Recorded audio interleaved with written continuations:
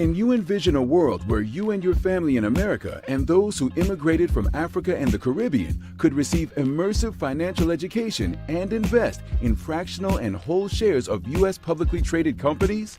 That time has come. Wekeza. Finally, from your mobile phone, you can start investing in building wealth. Wekeza. Just sign up for the Wekeza app and join the Wekeza community to receive ongoing adult and youth financial education from licensed advisors. Wekeza. You become a financially educated and protected investor. Wekeza has one empowering objective: creating financial inclusion and your family's generational wealth for the African diaspora. Wekeza. What if I told you your child could become an educated consumer, investor, entrepreneur, and a philanthropist, all from the comfort of your laptop or mobile phone? And could learn how to manage one of the world's most powerful currencies, money. It's true. I'm Sienna. And I'm Dante, and we are both World of Money Youth Board members. I know firsthand how life-changing it is to be financially capable. When I was 11, my parents enrolled me and my siblings in the World of Money Institute, where I learned how to budget, invest, and donate my money. I first attended World of Money when I was 12, and now, like us, over 5,000 young people globally and growing. Your child also can become financially educated with the World of Money online course. This award-winning financial education program is tailored for ages 7 through 21. Our course provides 160 self-guided lessons, videos, activities, quizzes, live homerooms, and scheduled town halls. During the course, your child will learn about budgeting and saving, compound interest, artificial intelligence, and so much more. Give your child the foundation for their financial security and generational wealth. Register for the World of Money online course today. TheWorldOfMoney.org. Developing financially responsible adults, one child at a time.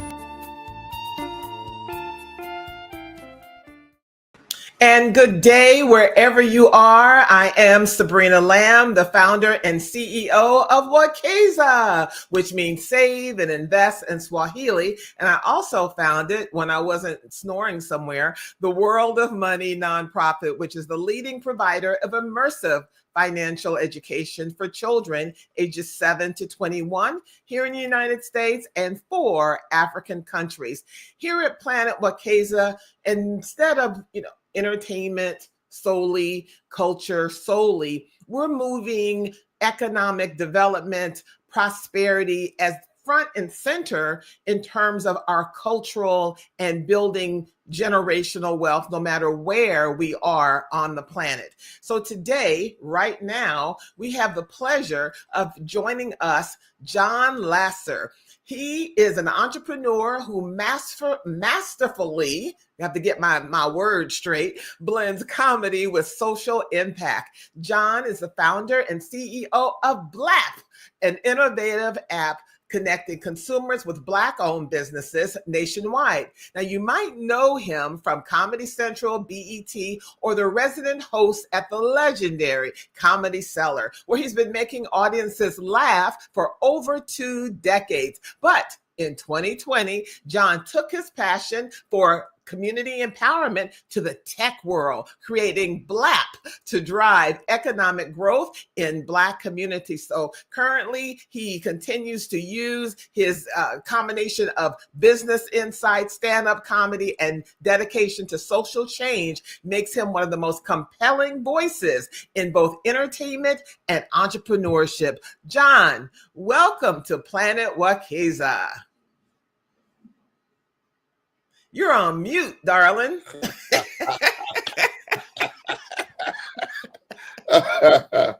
Well, thank you. I sound very impressive on Planet Wekeza. I need to be on here more often. I'm like, oh, that's me? Yeah. That is all you.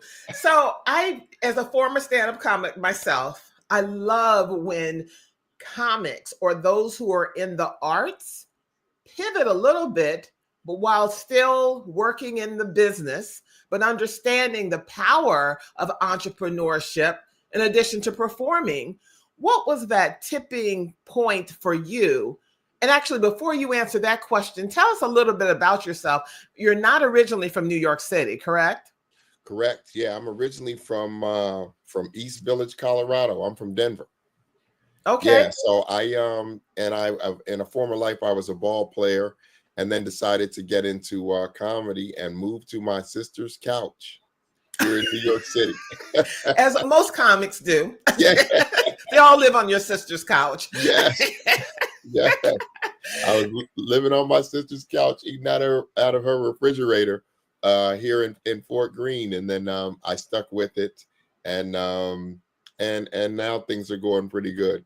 And then we were locked down, so we were locked out of the club, and that was the beginning of me deciding to try to find something that was going to be sustainable. You know what I mean? And lo and behold, I was to be honest with you, Sabrina, I was actually thinking about letting it go when the doors opened back up at the comedy club. I was going to stop developing the app because I knew my time was going to dry up. I had never asked anybody for the kind of money that you need to raise to get an app like this off the ground. You know, it's tens, if not hundreds. I mean, for me, it's hundreds of thousands of dollars.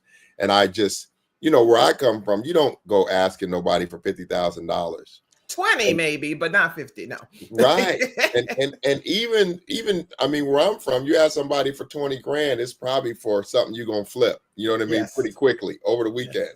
Yeah. So I wasn't comfortable doing that, but I don't know, in an instant something told me to stick with it, and then lo and behold, here we are with this administration, and it could not be more timely.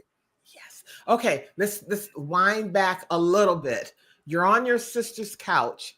It's the middle of COVID and no one's going anywhere. Where did the origin for BLAP come? Because you could have thought of some other idea, but what was your intuition telling you that I need to focus on this? You could have said, well, I'm going to sell socks out of my car. Why this, and why leveraging technology in order to scale? Well, we would have to scroll back a little bit further. When I thought of this, I was only on my sister's couch the first 6 months or so when I lived here. I'm not on my sister's couch no more. But Sister, I see your sister behind you, but go ahead. if you do, she broke in here. No, but I think that if we scroll back a little bit more, so my major as I was leaving college was economics with an emphasis in poverty. So I've always been wildly fascinated with why other marginalized groups came to America. Their cars started off in the ditch, whether they were Asian or Italian or Jewish or whoever it was, all started off in, you know, kind of where Black folks did. And then they were able to get their car out of the ditch and on the road. And in my studies, I found, obviously, you know, because oftentimes people just use the word racism. Okay, yeah, we get that. But how does that play out? What does racism mean in practical terms? And it means redlining. It means when you go to the bank, you cannot get capital. It means that when, you know, GIs came back, they couldn't move in certain areas. They didn't qualify for certain loans. And then you watch the compounding of that. It also means that, you know, post-integration, the places that we were spending money back in the day, you know, everyone always talks about Tulsa, but there were, I don't even know, hundreds, if not thousands of Tulsas in America that got burned to the ground, not just because they were Black folks living there, but because the wealth had started accumulating. And you had these angry white folks saying, we got to scale that back. So then once, you know, we decided, I think that Martin Luther King's most kind of crowning, the thing that kind of brought him to national prominence was that Montgomery bus boycott, which to me is a microcosm of what we're going through now. A lot of people don't know if you don't know what the Montgomery bus boycott is, in a nutshell, Rosa gets on the bus, they say, you got to get off. People start boycotting, and we find our own way to work. Martin decided, after we had found our own way to work after 18 months, to get back on the bus. thinking that we would be integrated into society, and eventually these people would just be like, hey, you know, Black folks are part of the fabric of the country. That still hasn't panned out. So rather than get back on the bus, I mean, now that we had found another way to circulate our dollar, you know, getting in the car and giving somebody whatever it was, $1 or something to help you get to work, or dollar bands like we have here in Brooklyn, we decided to get back on the bus, lowering the circulation rate of our dollar. And therein lies the problem. Oftentimes we talk about a lot of nonsensical things. Oh, the man this and the man that, but it's like, well, what are you wearing? You know, I saw a sister the other day, she's going off about how racist Donald Trump is and how racist Elon Musk is. And she's sitting in a Tesla. You know what I mean? So really, we got to start. Can you repeat that again for the people in the back? Go ahead. You know what I mean? You sitting there complaining about Trump and Elon Musk, and you are literally sitting in a Tesla. And that to me summarizes the problem. I tell a joke on stage, you know, and the premise of the joke is that Black folks, we speak English, but we don't speak American. So English is what you and I are speaking right now. That's not how you get things changed in America. This is a capitalist society. That's what America is, capitalism.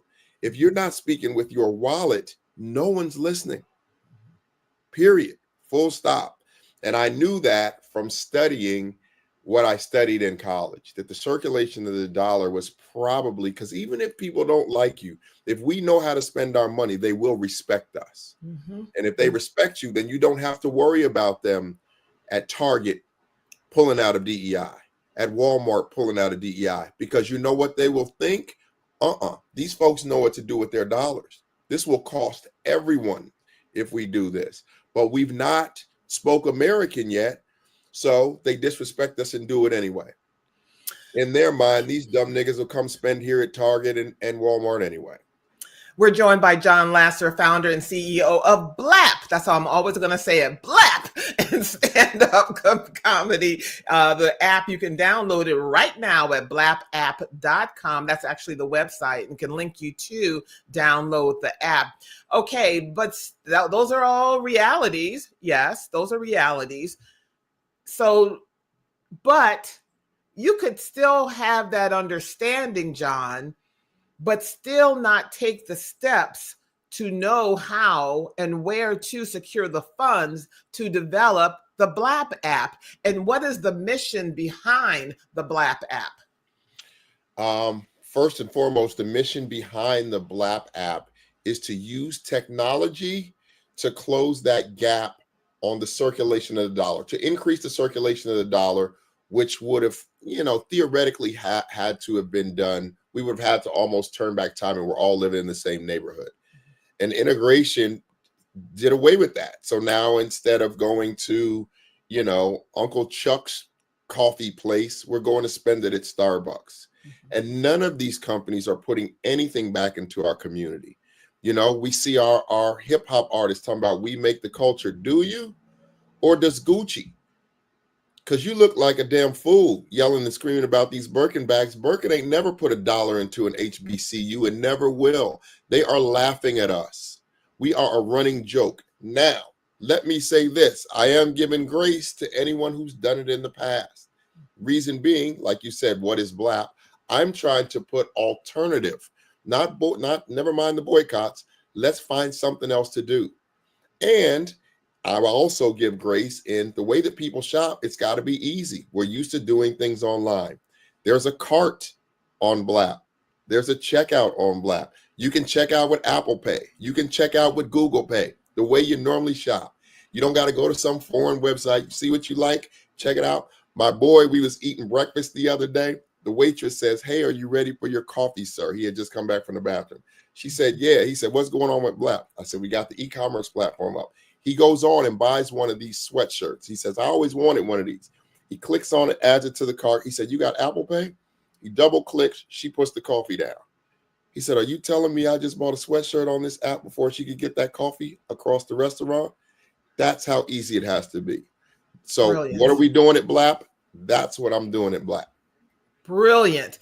So what was the what has been the response, and what type of Black-owned businesses are on BLAP, and how do you vet whether the businesses are Black-owned or Black-led? We, as of now, are actually in contact with the merchants. So we know that they're Black owned for now. Now that's going to be more difficult as we stretch out because there's around 18,000 businesses right now that want to get on the BLAP. Currently, we're at 3. We needed an onboarding. We needed an onboarding system that could be scaled, which I should have in my hands by tomorrow. And then we'll start handing that link out to maybe another 15, 20 businesses next week. Following week, we'll probably give it to another 50, another 200, just to make sure everything's working. But right now, we're in contact, and then we'll find, I don't know, I guess we'll find more and more professional ways of making sure that the business is Black owned. But so far, to be honest with you, we have not found that people are pretending to be Black. I'm not saying we won't run into that, but so far, so good. I mean, there could be a Black president, but everyone behind them is not Black. So, and does that matter? And what does it mean to be Black owned? Actually? It means that your business needs to be 50% Black owned. Half of the ownership of your business. I'll give you an example. The first thing that I ever bought on BLAP was a friend of mine had a birthday. And I said, I'm going to go, I can look into a liquor store right now across the street from my house where I'm sitting right now. I can see in there right now. It's a wine shop. And I said, I'll go get you some wine. I was working on the prototype for BLAP, and it had just started working. And I'll never forget, my friend said, why don't you use your app? And I'm so in the weeds that I forgot, oh my God, there was a wine icon that we used to have on the app. I hit it and find out that there's a Black-owned liquor store 2 blocks away here in Bed-Stuy. Wow. I go down there, and there's this older white guy behind the counter. And I said, hey, do you have any Black-owned liquor in here? And he said, yeah, we got a whole shelf over there. And I said, oh, great, man. Thank you. I said, I built this app, and I was hoping that it was working, but clearly it's not working. It's for Black-owned business. He said, oh, it probably popped up because my wife is Black, and she opened this liquor store. I just happen to be working here. So technically, it's 50-50. Got it. But we'll take it. Right. And so a business owner, a Black business owner, needs to intentionally reach out to BLAP in order to be included in the business. It doesn't automatically populate. Well, it does automatically populate because our API is scraping businesses that identified as Black owned on Google. Now, the technology is not perfect. So I had some people hit me, hey, John, this isn't Black owned. And I was like, hey, there's a flagging, you can just hit a flag and it'll flag those businesses that are not Black owned to make sure that the app is more and more accurate. We're making an adjustment so it's easier for people to find the flag, because somehow it's been difficult, and that's a design flaw on our end that will get straightened out. But the app gets a little more accurate every day, because let me tell you something, Black folks will let you know. My gosh. My God. They will let you know. So tell us some of the feedback that you received from the business owners. What kind of increase in revenues, of greater awareness of their businesses? I had I have a tough time talking about this because I get so emotional. Because, most of the time during the day, what I'm doing is the blocking and tackling, making sure that the business is growing. We need to get this right. This is moving too slow, this, that, the other. But when you talk to the people that it's affecting, you forget, oh, my God, there's all these people out there that I'm always thinking, oh, there's a couple people using it, but you just don't realize. There's a guy who stopped me at the Comedy Cellar. I bring a comedian on. I go up the steps, and this guy comes up. He points at the logo on my shirt. He said, hey, man, if you know anybody that works at that business, you tell him I said thank you. And I said, he's a little drunk. I said, yeah, man, I'll let him know. He don't know what he's talking about. This is like 2 years ago when I first started the app. Yeah. And then he gets a little upset. He said, hey, I'm trying to tell you something, man. If you know anyone, man. And I said, yeah, whatever. If you know anyone that works at that app. And when he said that, I was like, this guy does know what he's talking about. He said, you tell him I said thank you. So I said, I had to tell him, hey, man, this is my company, whatever. He pulls his wallet out. He's starting to get choked up. And I was like, yo, why are you getting all emotional? He said, somebody came in my office. They were looking for a Black-owned law firm. They found me on your app. Me and my wife were packing up our office to leave. And they gave me a $5,000 a month retainer for the next 3 years. And he said the guy was also giving me a referral. And he said, hey, man, $10,000 a month might not be that much to you, but to me and my family, it meant everything. And Wow. me and the manager are sitting there getting choked up, and the manager's about to cry. I was like, bro, I gotta host a show. You gotta get your ass out of here. Exactly.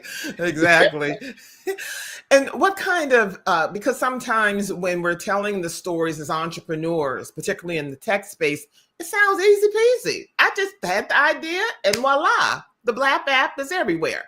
Yeah. Talk to us about the unexpected or expected challenges you did have, maybe you currently have, and the victories. Wow, I didn't even know it was going to be that easy. Share with us those type of experiences.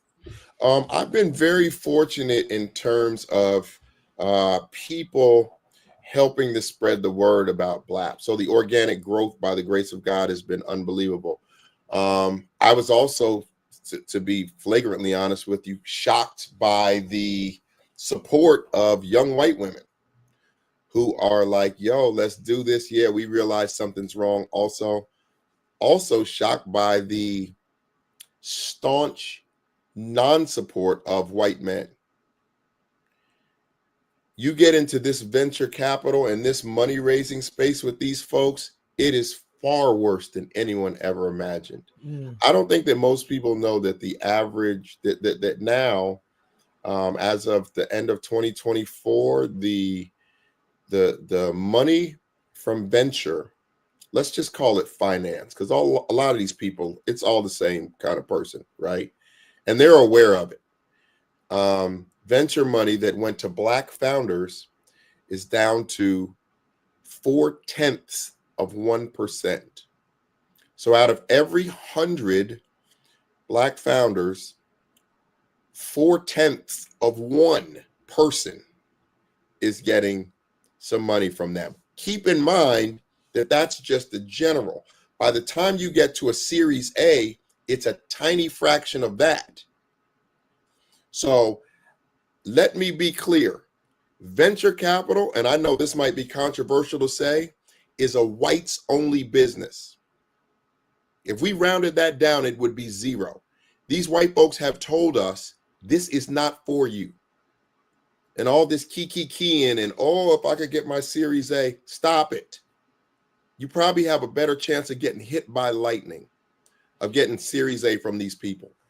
So raising money, and this is from a guy who works at the best comedy club in the history of the world with a megaphone every day. You would think, with over 60,000 businesses and an e-commerce platform that's fully built out, you would think I would be drowning in money. No such luck. No, and that's me. So imagine all of these other founders out here who are looking for where are you getting money from? So, and I have celebrity investors, meaning in my deck, Tiffany Haddish is an investor, Chris Rock's an investor, Tracy Morgan's an investor. You know what I mean? Like, I have all the stuff that people would be like, oh my God, it's a media darling. These people have made it clear, we are going to drown your babies in the bathtub. So let me understand this, because I'm really conflicted about it. Whose duty is it to invest in us, but us? Now, of course, we welcome anyone else who's mission aligned, because all money is not good money. You may have someone that wants to invest 20 million and then you've given up your soul because they're not mission aligned. Whose duty really is it to invest in us? I think certainly it is our duty. But with that being said, because normally I am quick to, I don't want to say point fingers, but to lay blame where it needs to be laid, whether that be us, whether that be someone else. But let me tell you how a tech startup is built, and then you make the decision yourself. The first round of money is called a friends and family money. So How many friends and families do we have with $25,000 checks compared to our white counterparts? So it's just an assumption that you can just call your dad or call your uncle. I got a friend who is building right now. To give you an example of how ridiculous this is, he comes to my comedy show the other day, white guy, right? And I said, "What's going on?" He said, "Man, I hired 8 full-time developers." And I said, "Man, that's awesome. That's a lot of money." He said, "Yeah, I mean, we're burning through some money." But I said, "What are you working on? What is the app? He said, "We're just figuring it out right now."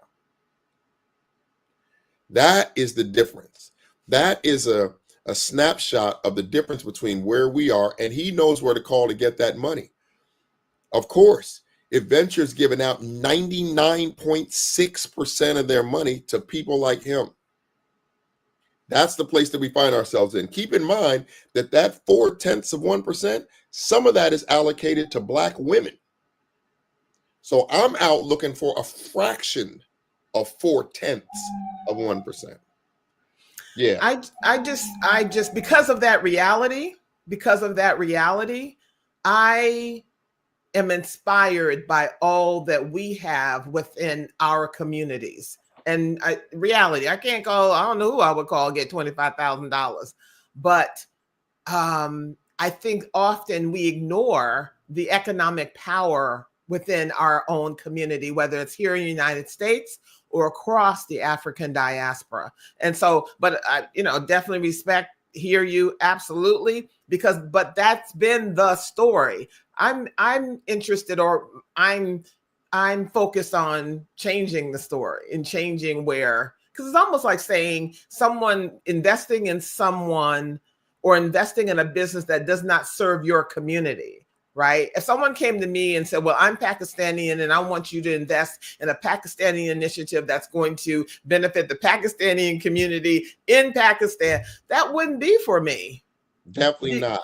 And if that were the case, where it was just me, it wouldn't be 0.4%. Everybody is not trying to build an app for Black-owned businesses. Otherwise, there would be one already. Yes. I've got a friend who is building an app for happy hours. That's not for Black folks. Mm-hmm. You know what I mean? That's not in the Pakistani community with Pakistanis over in Pakistan. That's for everybody. Yes. Her map is lit up with bars in Manhattan. She can't find money. I got a friend who has a tech startup for weight room gloves with a patent that has air in the damn thing. Wow. These sisters are all the 2 sisters who built this company. Amazing. They couldn't find $1. There's tons of, that's not for Black folks. That's not what I'm doing. Yeah. They couldn't find it. All of our stories are the same. And if it were just me who couldn't find money, I would understand. And I would just go looking in our community and say, "I totally get it. That ain't what's happening." That was happening. Definitely a lot of people are knocking on doors, and I just encourage everyone to continue knocking, because you're going to get a lot of no's, and then one day it's going to be, "Yes, where have you been?" Well, I think that the problem is, and anytime there's a problem this big,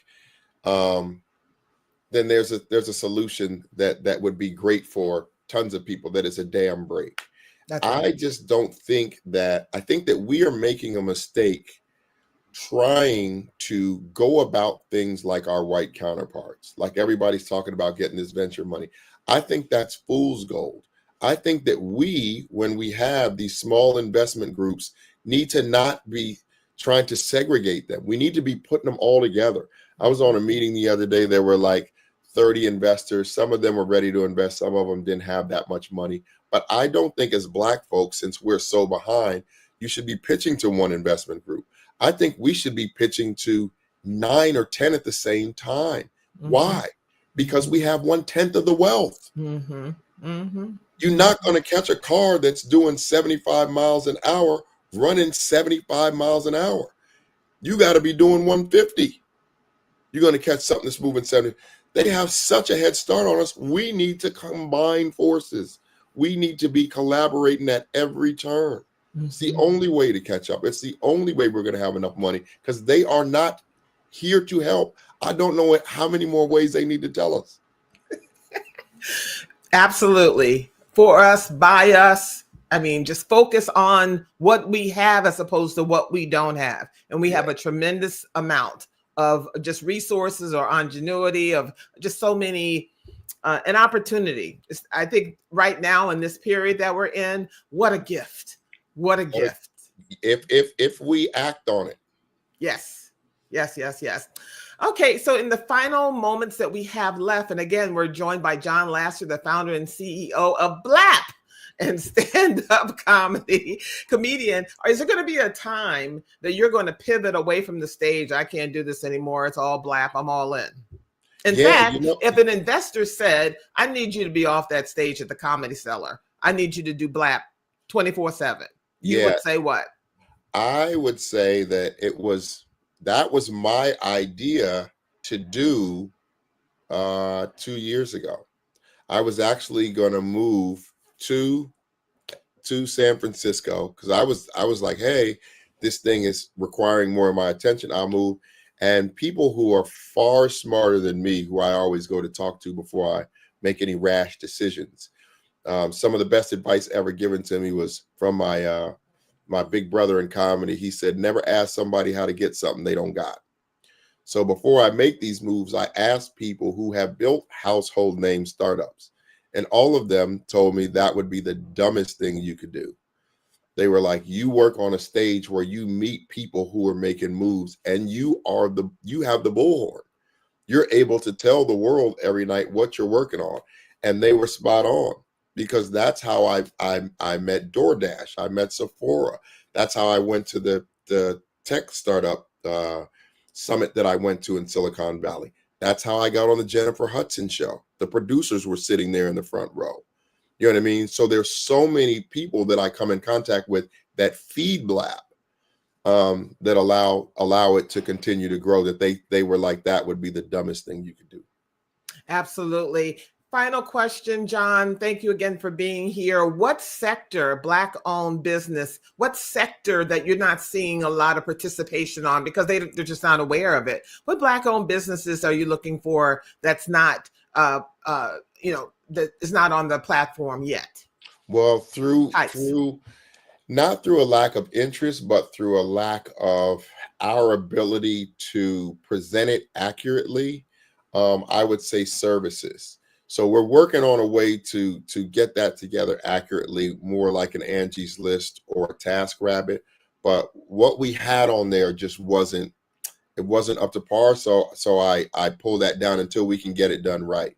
But I wouldn't say that it's any lack of interest. I was just I wasn't comfortable with leaving that up. So you mean, when you say services, you mean attorneys, accountants, hairstylists, those kind of services? We have hairstylists on there because they would fall into the brick and mortar.